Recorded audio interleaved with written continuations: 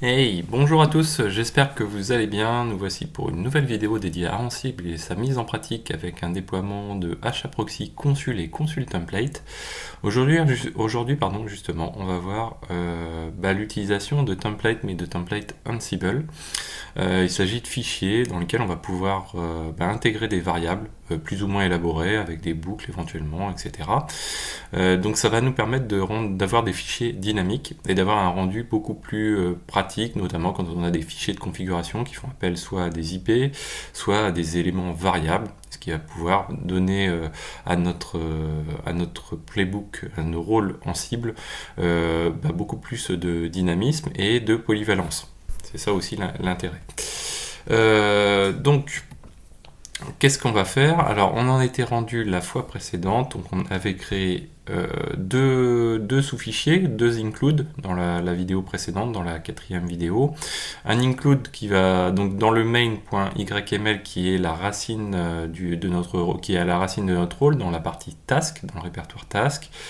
On fait appel à deux fichiers, deux sous-fichiers, deux include, le master.yml et l'agent.yml. Et là, donc, en fonction du statut que l'on offre à notre serveur, soit il s'agit d'un master, soit on ne le considère pas comme un master, on applique ces fichiers.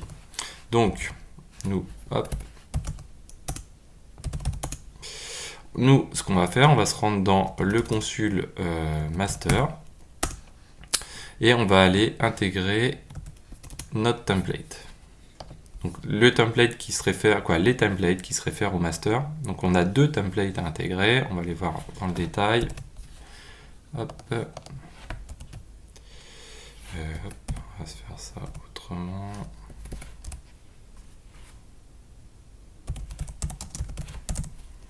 Là. Ah, mais ça n'a pas changé grand chose. Ok.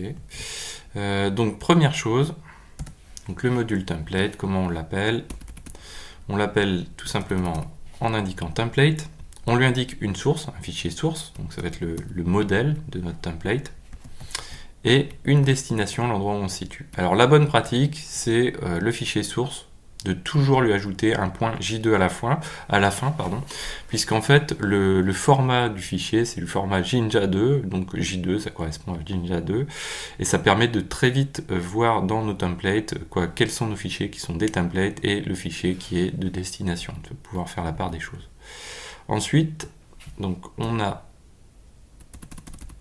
ici un autre template.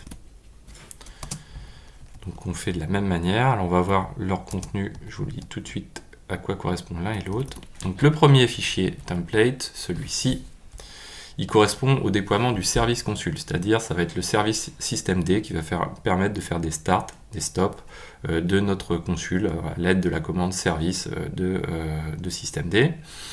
Le second, lui, c'est quoi? C'est le fichier de configuration de notre master, qui est différent bien sûr d'un fichier de configuration d'un agent classique de consul.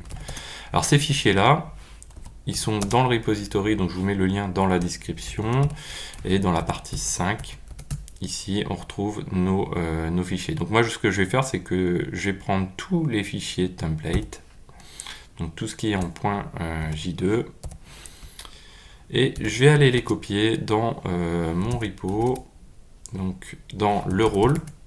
Et à l'intérieur d'un rôle, donc dans mon rôle consul,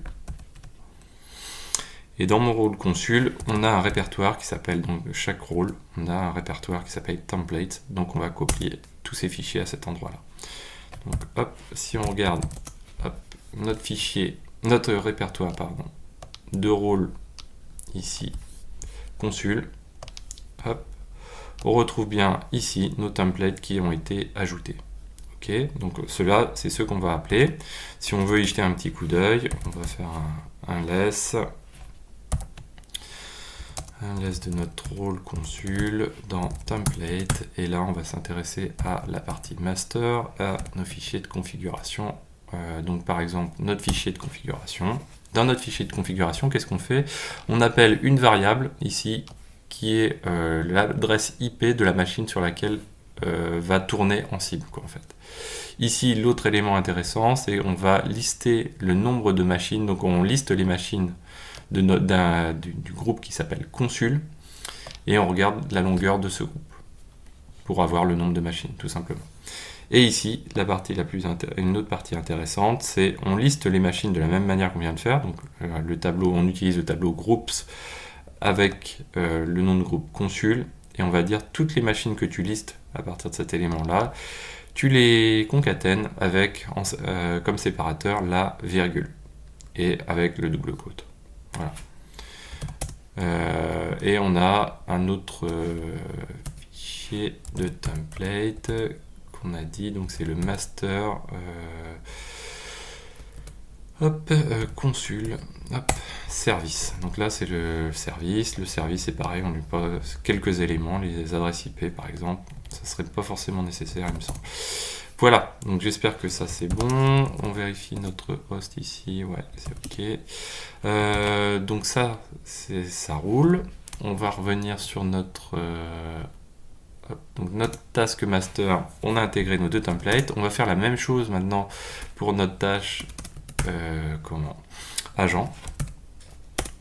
Et là, on va avoir ajouté exactement les mêmes éléments, sauf qu'ils ne contiennent pas tout à fait la même chose. On a des variantes entre les deux.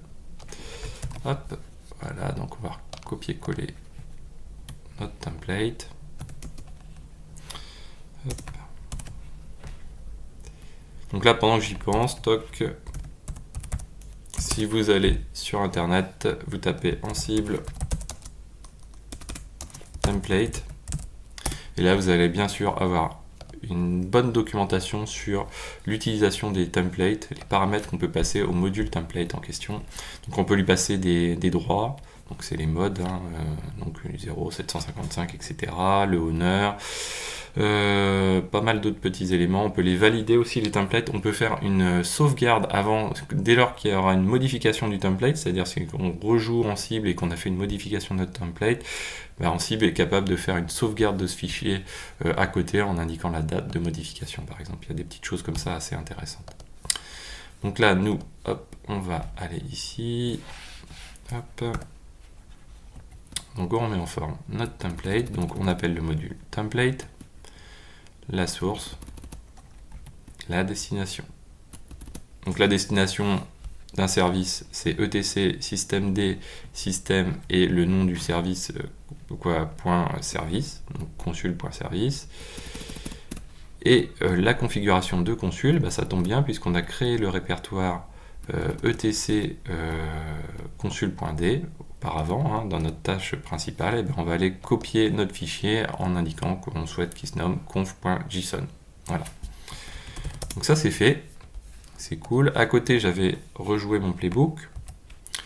Donc j'avais créé plusieurs machines pour pouvoir faire tourner notre playbook. Donc les machines, si on veut checker, ici si je fais un vim de host, pour se remémorer un petit peu les choses, qu'est-ce qu'on a? On a une machine sur laquelle on a installé HAProxy, 172.17.0.2, et puis deux autres machines qui sont installées en tant que consul, ayant consul. La première, on va lui définir une variable consul master à true. Celle-ci, la 172.17.0.3, ce sera notre master, et l'autre, c'est simplement un agent. Ok. Donc là, on va rejouer notre playbook, et on va voir si tout ça tourne bien. Donc ça devrait aller assez vite, puisque je l'ai déjà fait tourner une première fois, de manière à tout ce dont on a déjà vu soit up. Donc là, il y a le skip qu'on a déjà mis en place pour le download.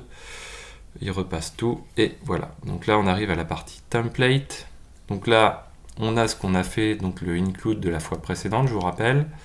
Donc on a créé une variable qui teste si on est sur le master ou pas. Derrière, quand on est sur le master, donc sur la 172.17.0.3, on applique le template qui permet de créer le service consul. Et vous voyez que c'est bien skippé, donc c'est une tâche qui n'est pas réalisée sur 172.17.0.4, pardon. Pareil sur la 172.17.0.3 qui est notre master, on insère le template de configuration de notre master. Et puis ensuite, on fait l'opposé, c'est-à-dire qu'on réalise ces deux tâches, mais spécifiquement pour l'agent. 172.17.0.4. Voilà, donc là on a nos éléments de créer. Et si on se rend sur une des machines, SSH on va se rendre sur celle-ci, mettons. Bon, on va aller sur le master, c'est peut-être plus intéressant. Hop. Donc, je vais zoomer un petit peu. Hop. Et donc là, le master, si je me rends dans /etc système et dans consul service, donc qui a bien été inséré notre fichier, il n'existait pas auparavant. Vous voyez qu'on a notre fichier qui a été complété avec les IP de notre serveur qui ont bien été ajoutés. De la même manière, si on va dans etc consul.d et qu'on regarde notre fichier conf.json, on a bien tout qui a été ajouté. Voilà, et on a nos fichiers, nos machines qui ont été ajoutées ici. Alors, on va revoir, puisqu'en fait, bon là c'est pas forcément le bon exemple. Là, je l'ai fait pour pouvoir vous montrer qu'on peut ajouter 2 machines. Donc, les 2 machines sont dans le groupe consul. On verra que c'est pas tout à fait ce qu'on souhaite réaliser ensuite, mais on va réadapter tout simplement notre host.yml pour pouvoir faire les choses comme il faut. Voilà. Donc voilà, j'espère que cette vidéo vous a plu. N'hésitez pas à la partager, n'hésitez pas à mettre des pouces bleus, à commenter surtout, à me dire ce que vous en pensez, si ça vous plaît ou pas. Et puis je vous dis à très bientôt sur Xavki.